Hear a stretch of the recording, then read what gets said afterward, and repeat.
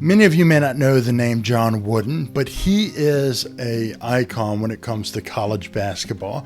And he passed away, several years ago, but his legacy has endured, and some of the principles at which he taught his basketball players lives on. And things like this book, Coach Wooden's Pyramid for Success, and other different writings and instructions that he would give. Coach Wooden coached UCLA. He coached big name stars like Kareem Abdul-Jabbar and Bill Walton.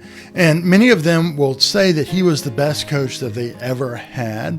And his coaching method was very straightforward and very, very detailed. And he was really big on the idea of laying a solid foundation on whatever you might do. So, for example, every single year, they would come to practice. In the first practice, the returning players knew exactly what Coach Wooden was going to instruct them to do. He was going to teach them how to tie their shoes. He wanted to make sure that when they put their shoes on, they pulled their socks up tight, that they laid the tongue of the shoe down flat, that they tied their shoes tightly in order to prevent ankle sprains.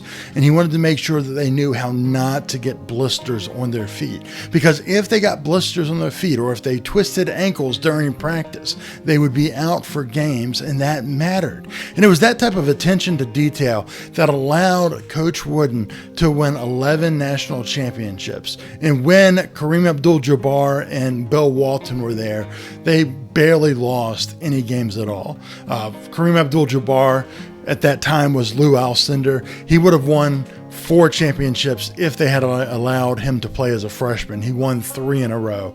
And Bill Walton won many years, and I think only lost his first game at UCLA in his senior season. So what do we learn from this? Well, whether it comes to business, whether it comes to your personal life, whether it comes to faith, the fundamentals matter. When a congregation of like what I lead talks about fundamentals, we go back and look at things like the Sermon on the Mount, where Jesus instructs his core teachings and core principles to his disciples and those crowds that would gather around him. And if we are Christians that want to follow Christ, we need to do the same thing. We need to make sure that we are constantly going back to the fundamentals of our faith, which are rooted in the teachings of Jesus. So whether you're in business, whether you're playing sports, whether you are playing the game of life, it is always going to be about executing the fundamentals. I'll give you another example. One of the funniest things that I can think of is little kids playing t-ball. Kids that play t-ball go up to the plate, they get ready to hit, and then they swing the bat and hit the tee, and the ball runs off maybe 3-4 feet in front of them, and the coaches all yell, "Run, run, run!" And then they take off to third base. And they're not supposed to take off third base, they're supposed to go to first. It is a kangaroo act out there. You've got, it's like herding kittens and trying to get, these kids to run the right way or to field the ball. And what you see is, they start off with tees and the ball on the tee, and they learn how to swing and make connection to the ball. Then they get into coach pitch, where the coaches would come and they would pitch the ball to them, and then you get player to player pitching. And all that time you try to get away from the tee in Little League to where you're hitting against real live pitching.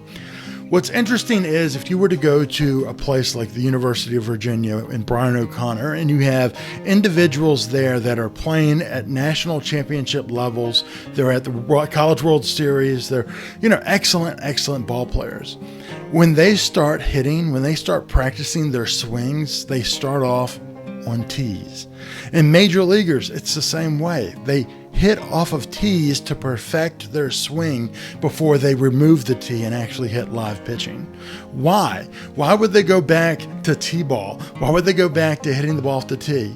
Because in order for them to consistently make the same swing, they need to start at the very beginning, where the ball is right there where they expect it to be, and for their swing to smoothly go through repetition after repetition, fundamentally knowing and understanding how they should swing the bat.